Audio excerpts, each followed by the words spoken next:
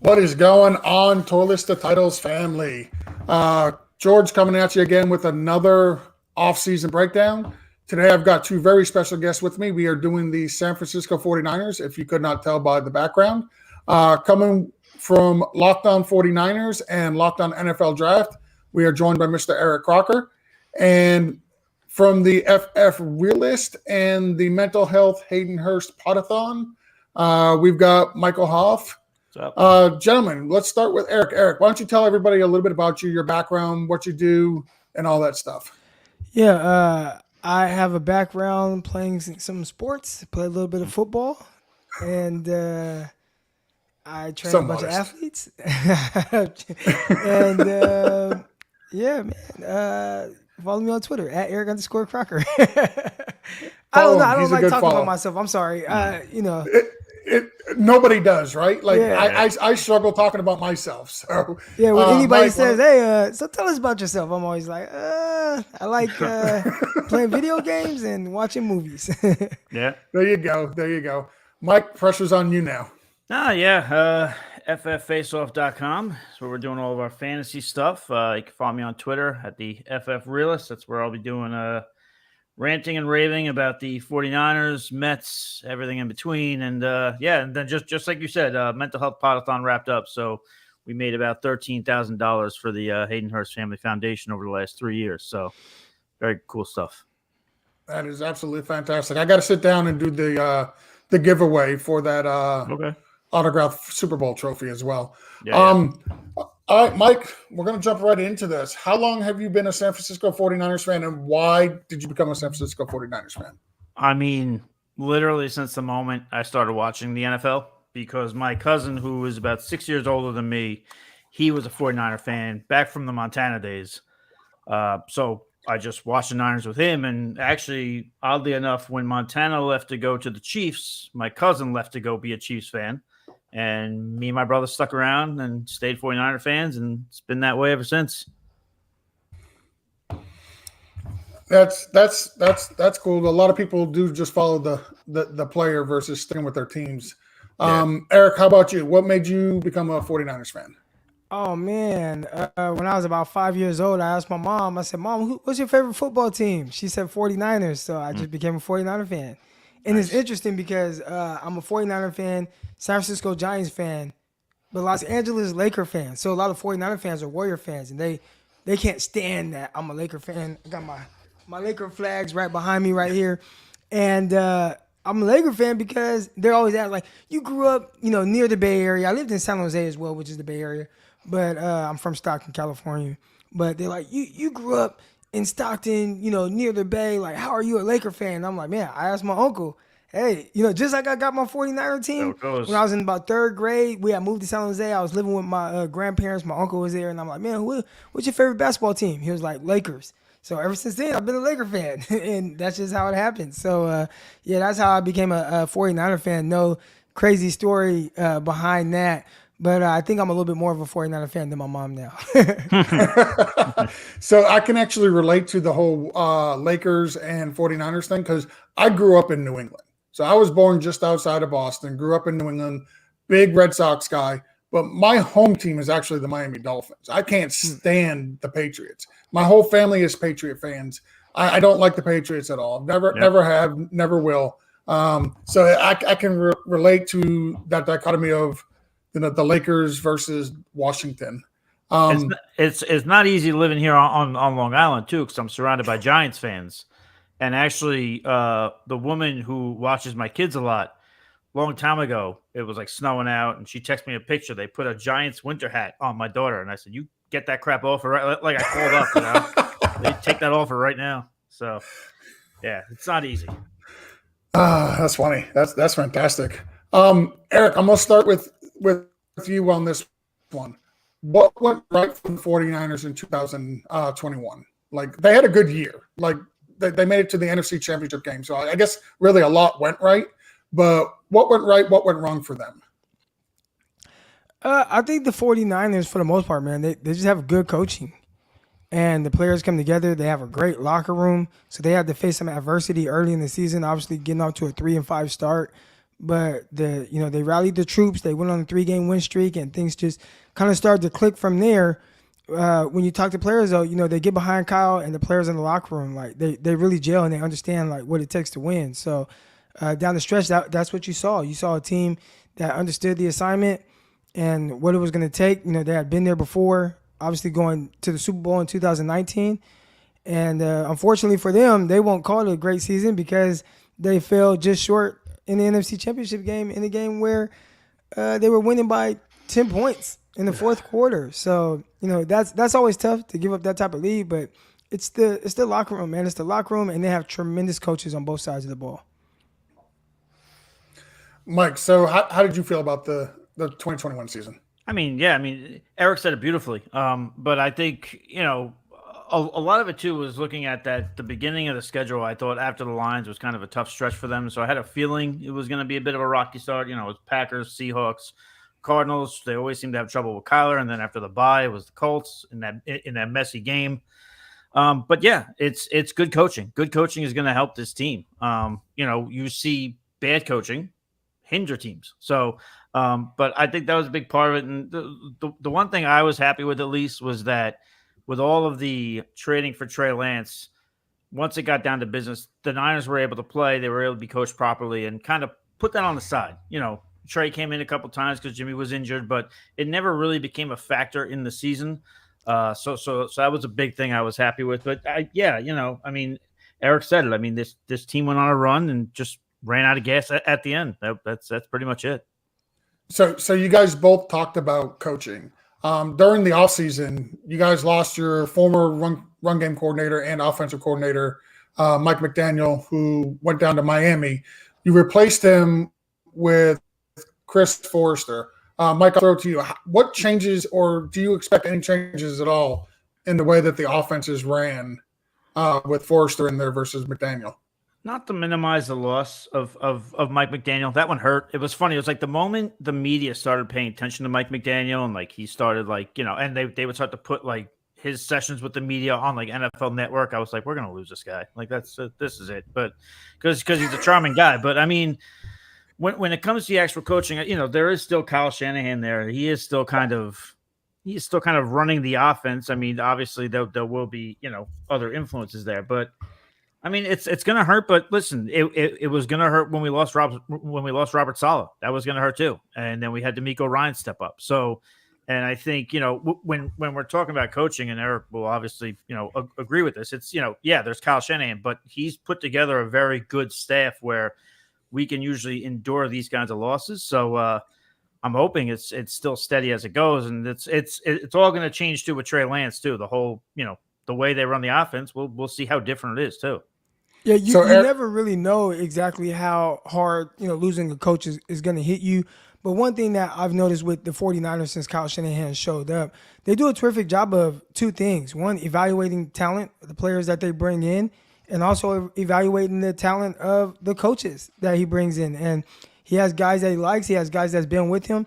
That is going to be tough, losing a guy like Mike McDaniel, who had been with him for years, like a decade, right? So losing kind of a guy that truly understands you, understands exactly what you want. You kind of grow together. You go through a lot of ups and downs together. I'm pretty sure he's seen that with McDaniel being on those type of staffs. So I think kind of just losing your right-hand man, that's always going to be tough. But, then he went out there. You talked about Forrester, but, going out there and getting Anthony Lynn. And I have some experience being around Anthony Lynn. He was a running back coach when I was on the New York Jets. That's a guy who definitely is going to be, endeared to the players. He gets them. He understands them. He's played the game. He's a terrific coach.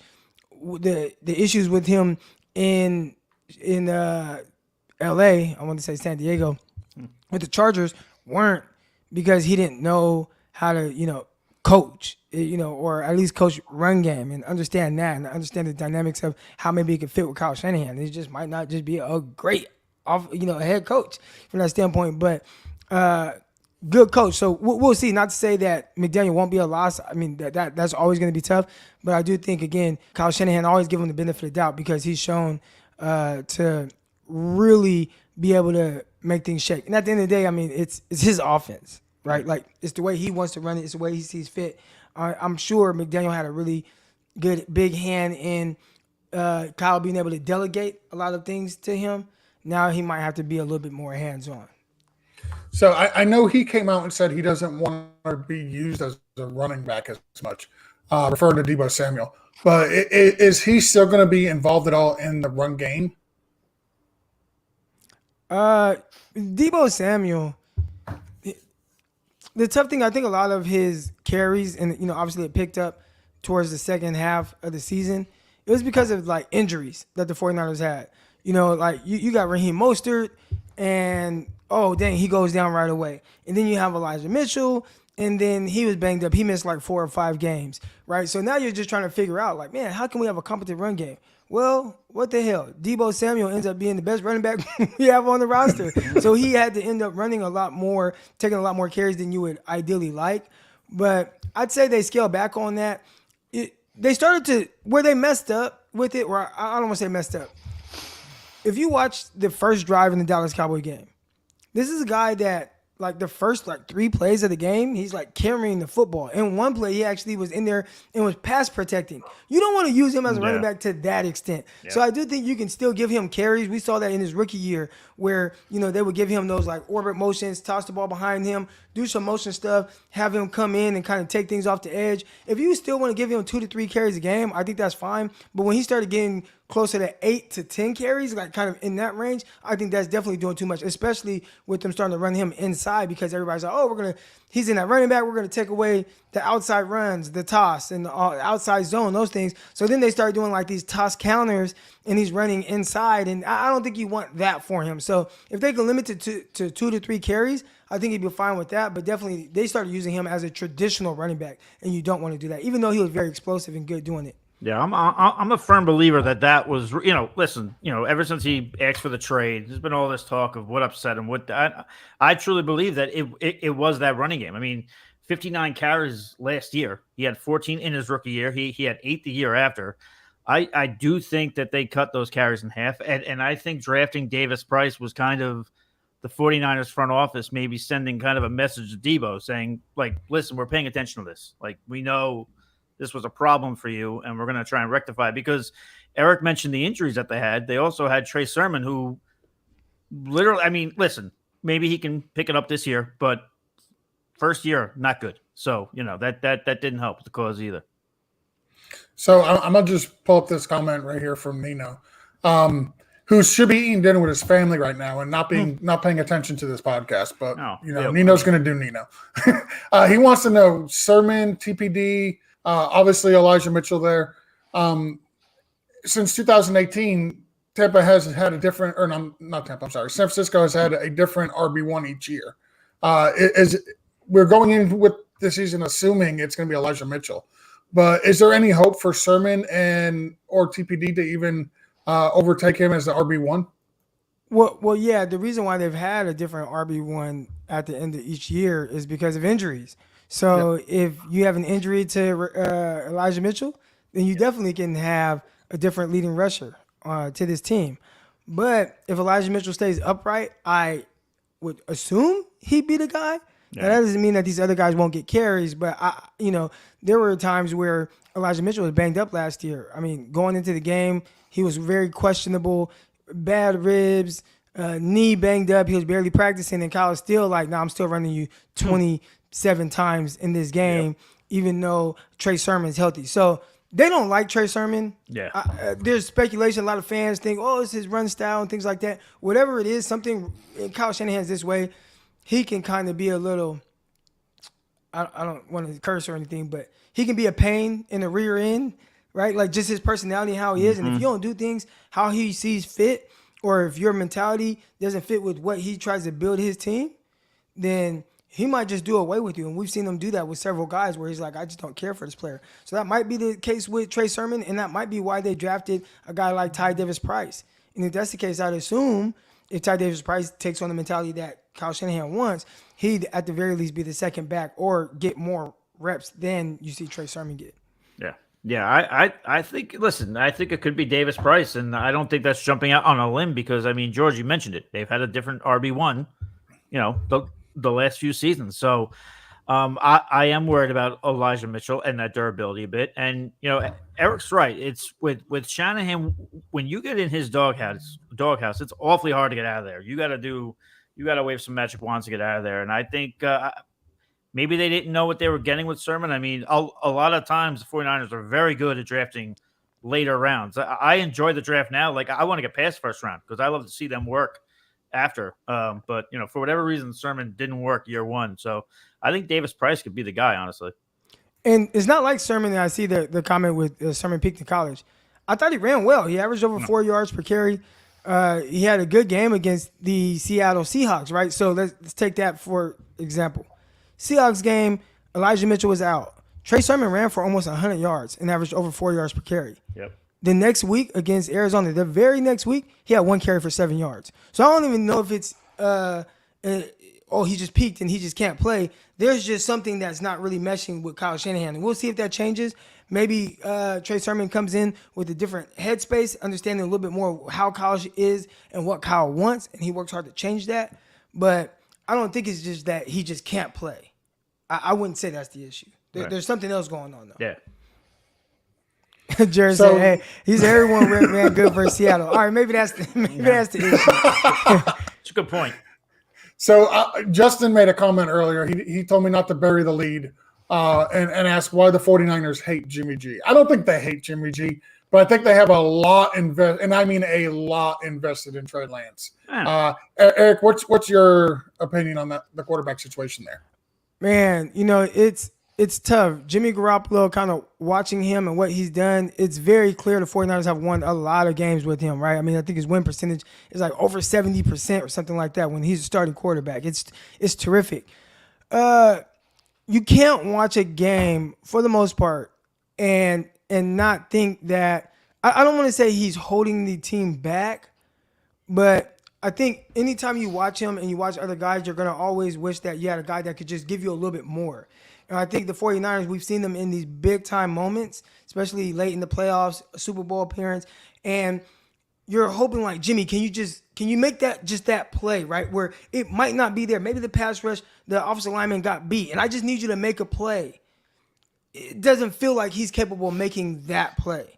Right now, if everything is perfect and everything is ideal, the run game goes for 200 yards, the defense is playing lights out, he will not lose you the game. You will win. But when things are a little like, okay, it's not as great, it's not as perfect, and I just need my quarterback to make a play, kind of like what we saw from, let's say, Joe Burrow, right, in the AFC Championship game where it wasn't an ideal situation. The next thing you know, guys are getting beat off the offensive line, and he's moving and making plays with his legs, runs for a first down, moves again, makes guy miss, and then throws it for a first down, like doing those things, that's just not really Jimmy. So Jimmy is solid, and you see a lot of different takes on him. There are a lot of 49er fans that don't like him. There are a lot of 49er fans that love him and say, oh, man, he's responsible for everything. I think he's responsible more so for not losing games as opposed to winning games, and it's really just tough to win the biggest of moments like that. So you go and get a guy like Trey Lance, and like George, like you said, with what they invested in him, at some point, you have to play him, and he has to get that experience. And it's just tough because the 49ers are coming off of an NFC Championship appearance, and everybody's going to be like, oh, look how much they won with Jimmy. But it's like you look at the playoffs and how far the 49ers have gone, and Jimmy has been very terrible in the playoffs. He's just been terrible. They've taken the ball out of his hands. For his career, we're talking about in like 6 playoff games, the 49ers are 4-2. So you're like, oh, man, that's great. Like, they're winning. Then you look at some of the numbers, and it's like, man, in 3 of the wins, he didn't even throw a touchdown pass. Yep. And, you're looking at some games like the Green Bay Packers game where they didn't even score an offensive touchdown. They blocked a field goal and then blocked a punt and ran that back for a touchdown, and that was how they won. And so you see how the team kind of really rallies to help take the load off of Jimmy Garoppolo to where you doesn't have to go above and beyond. But then when you need him in that moment, in the biggest moments, because that's what the 49ers plan on getting, and now it's good on good. It's tough with Jimmy in that situation. So I hope it. I don't ever want to come off as if I'm just drilling Jimmy. He just can't play. I think he's very serviceable. I think if it's a team that's close, he can definitely help you get to the playoffs. I think there's teams that he fits, but you're going to go into the playoffs with probably the worst quarterback in the playoffs in your division. and you're gonna need everybody around you to really rally to win those games, which they've done, but it looks like it can only take them so far. Yeah, I was going to use a analogy, but I mean, Eric is basically summing it up. It's like trying to get a car to go into that next gear. You're asking Jimmy to put that offense into the next gear, and he's not always able to do that. But again, it's just like Eric was saying. If this running game is clicking, Jimmy won't lose you the game. He'll do just enough to help you guys get across the finish line. And then you mentioned the playoff games. What was that? What was that game against the Vikings in the divisional round? What they had, like 8 passes? 2019. 10 passes? Yeah, right. It was so. They kind of like the divisional game, he threw a few passes to Kendrick. Kendrick ended up picking off one of them, but he threw a few more passes right at him that were dropped, and then that was when Kyle was like, "All right, let's just get out of here." He just started running the ball, didn't throw the ball anymore for damn near the rest of the game. And then the next week against Green Bay, where the 49ers ripped them a new one, right? I mean, they ran for like damn near 300 yards or whatever it was. They went crazy. And he only threw the ball 8 times. Now, maybe it's because of the run game was clicking so much. But also, I don't know, I just find it hard. If you have Aaron Rodgers and you're the 49ers and the run game is running well, do you still only limit him to 8 passes? I don't know. There's just something there to where you could see is like, hey, if we don't have to throw the ball with this guy, then and him put the ball in harm's way, then we're not going to. So you could see some of that in some of the performances earlier this year. And my bad, Mike, I know I'm taking over kind of, but early in the season, the 49ers were 3-5. And everybody's like, man, 49ers, they got to find their identity. They got to find their identity, right? Like, what's their identity going to be? And they went and they were 3-5. Then they went on a 3-game winning streak. Yep. Well, in the 3 games, they ran the ball 40 plus times in each game, or they averaged over 40 carries a game. Excuse me. They averaged over 40 carries a game. So everybody's, oh, that's their identity, running the ball. So it's like, okay, wait, if Jimmy is the guy y'all say he is, but you're saying the identity is running 40 plus times. That's essentially taking the ball out of his hands and just saying, hey, just don't lose us the game, right? And I don't know how much you can count on that. There are games where he does come through. I would never discount him or discredit him for some of the things he's done. But more times than not, it's like, hey, just don't lose the game. And I think he's good at that. Yeah. But in the biggest of moments, you might need a little more. That's their identity sometimes, but that's their identity by default, because I think the 49ers, and listen, again, it's not the 49ers hate Jimmy Garoppolo. They like Jimmy Garoppolo. They just see their limitations. They see that they can't push the envelope, because like Eric mentioned it, playing in big games. The Niners aren't comfortable anymore with just getting to the playoffs and having the worst quarterback in the playoffs there. They have a window. They want to get to the Super Bowl. They want to win the Super Bowl. So that's where they're at, and I think they realize that they can't, as much as Jimmy can help them succeed, they don't feel like he can get them over that hump, over that finish line, to get them that first Super Bowl since Super Bowl 29. So, I mean, I think that's why they go Trey Lance, and I think that also helps Deebo Samuel with the carries, because if the offense changes, if they don't feel compelled to run it so much because they have to take the ball out of Jimmy's hands all the time, that might help limit some of Deebo's carries as well. So, I mean, one hand sort of washes the other. It'll also help with the cap situation where you're playing Lance on his rookie deal versus, Jimmy G's making 24 this year, or having to bring in another veteran quarterback that you're going to have to pay up for. So it's also smart business sense, even though they spent a lot of draft capital to get him. Long term, I think it's a good thing for the team. Speaking of draft capital, real quick, Mike, I'm going to throw it to you. Anybody, because I don't follow the 49ers nearly as much as you guys do. The draft and free agency, who'd you guys bring in that's got you excited? I mean, honestly, it was Davis Price who got me excited. It really was, because I would like to have another running back in there that we can rely on. I mean, listen, I felt the same way about Trey Sermon though, so we'll have to keep that in mind.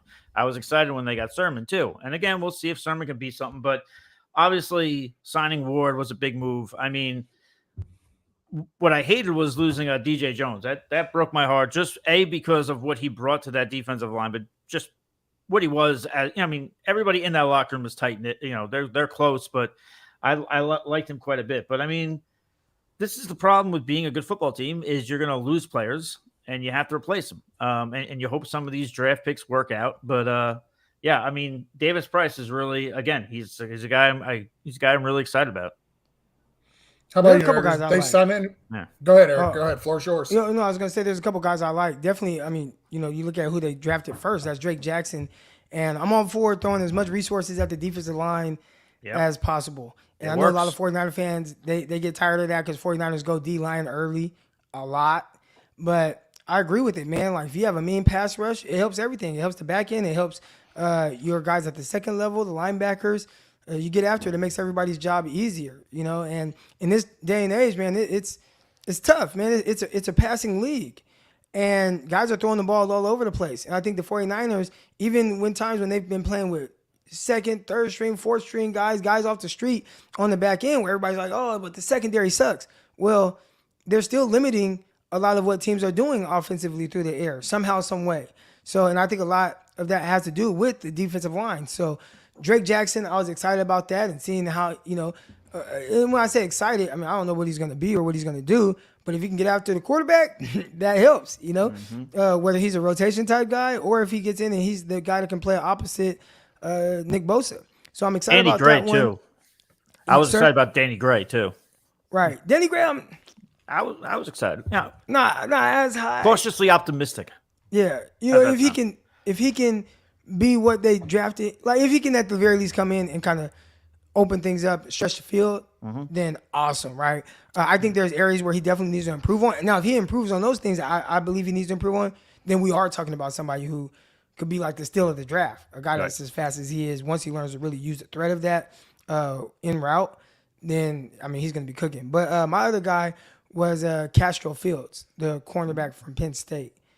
He's a guy I really like. And 49ers secondary is going to be a little tougher this year for a guy like him, a late round pick, to make the roster. But I'm definitely excited to kind of see what he can do with his opportunity. Nino sent me a couple questions he wanted me to ask. He wanted to know, how good do you think Travaris can be as the cornerback one for the 49ers?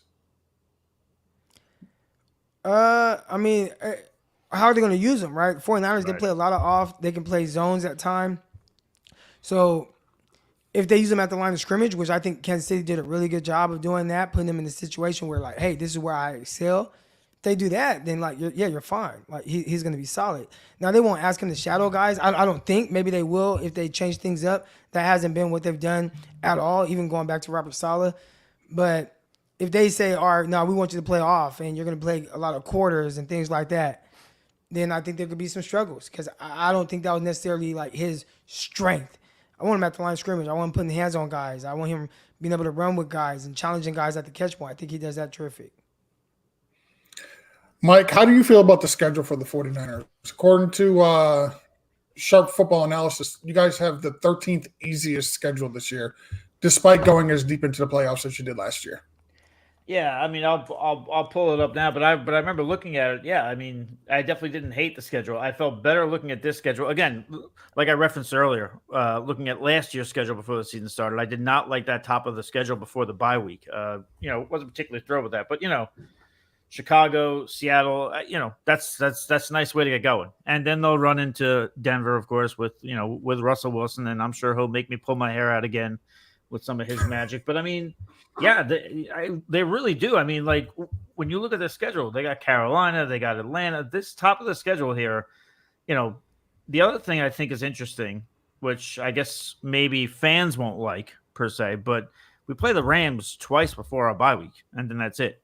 So that I think is a little bit interesting too. We kind of get that out of the way. So yeah, I'm a fan of the schedule. I mean, the one thing with the Niners, being a Niner fan, you always know that they're going to have to travel probably the most miles or up there with with the rest of the teams. But yeah, I'm pretty happy with it. Eric, what did you think about the schedule? It is what it is, man. You got to take it one game at a time. Right. I think they get off when you have Trey Lance at quarterback, a young guy, inexperienced.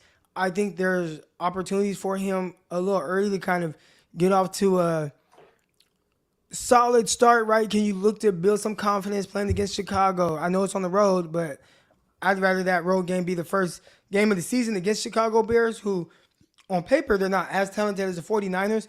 So even if you go through some ups and downs in that game, but you still pull off a win, I think that's going to help, that learning process heading into the week 2, which is against That's the Seahawks in week 2. Seahawks game right now. Yeah. Again, you play the Seahawks at home, and obviously they're always a tough out for the 49ers, but you don't have to see Russell Wilson. And that's at the very least encouraging. So again, you got a young quarterback, and you get to play him. Now, you do see Russell Wilson the next week in Denver, and I think that's going to be really tough, but at the very least, over the first couple games, he should start to kind of get in the rhythm a little bit. Still tough because now teams start to have more film on Trey Lance. You got to get to see what he does well, what he doesn't, and you play against Broncos, good defense, all that, and it can start getting a little tough from there. But I, at the very least, like the early start to where hopefully he can kind of settle down a little bit after the first couple games. Yeah, because they'll have the Rams after the Broncos in week 4, but then after that, they get to pump the brakes with the Panthers and the Falcons. So it should hopefully kind of help Trey Lance kind of catch his breath there a little bit. If he can start off 4-2, I think everybody's pretty happy with that. No matter how he kind of looks, then he just continue to kind of get better. I think guys would be excited about that. So go ahead and give me a end of season record for the 49ers. Oh man, I'm always terrible with these things, and I feel like everybody kind of goes in that same range: 10-6, 9-7.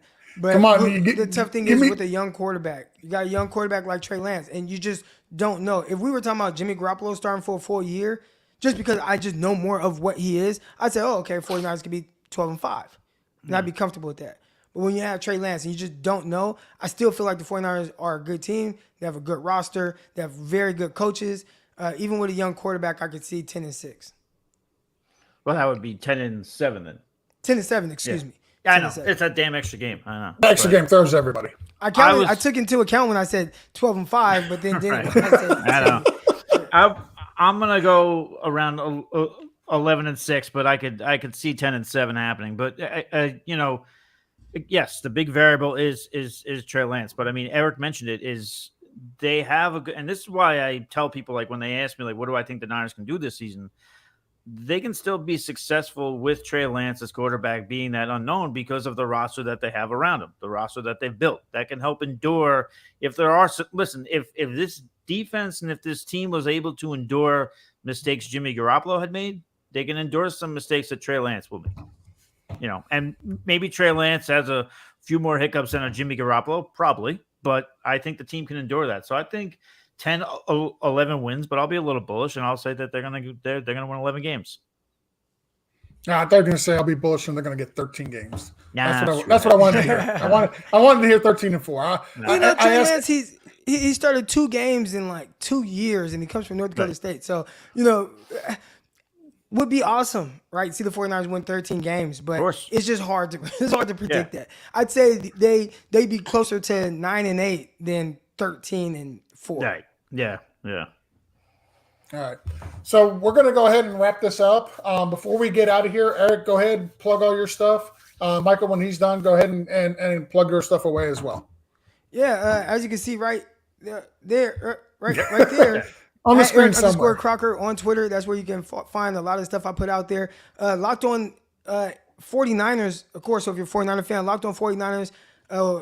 Man, we have a great listenership and viewership on the YouTube channel. Great listenership on the podcast. I mean, the numbers are through the roof. Shout out to the 49er faithful. They do a tremendous job checking with us. We're a daily podcast. So we literally record 5 days a week. And the numbers are great. So shout out to the 49er fans. You can find me there. Also, Locked on NFL Draft. I cover all things with the NFL Draft. We're talking about a lot of rookies right now, how they're looking in rookie minicamp, et cetera. And then we'll start to transition into the 2023 prospects a little bit more and how they're doing throughout this year. But Locked on 49ers, Locked on NFL Draft. And if you type in YouTube, Eric Crocker, I have my San Francisco 49ers morning show. It's almost like a radio show where I do have guests. I also bring on fans, and they talk live, and we chat football, man. And it's more like a radio show than like a structured YouTube show. So we have great topics, great analysis, great football talk. So you could just search Eric Crocker on YouTube, and my channel should pop up. I'll have to check that out. But yeah, if you could follow me on Twitter at the FF Realist. Again, FF Faceoff has been my home forever. It's a home I helped create with Anthony Servino. So I'm going to be plugging away with some DFS for that. So you can check out my stuff there. And yeah, again, I'll be hopefully doing a little bit less bitching and moaning about the 49ers. Hopefully I'll be celebrating and mind the Mets and WWE tweets, and yeah, just give me a follow. It'll be a good time. Hey, I don't hate the WWE tweets, not at Yeah. all. I grew up on wrestling, so it don't bother none to me. Gentlemen, again, appreciate both the guys coming on tonight. Appreciate talking everything 49ers. I hope you guys have a great evening. Cheers. Thank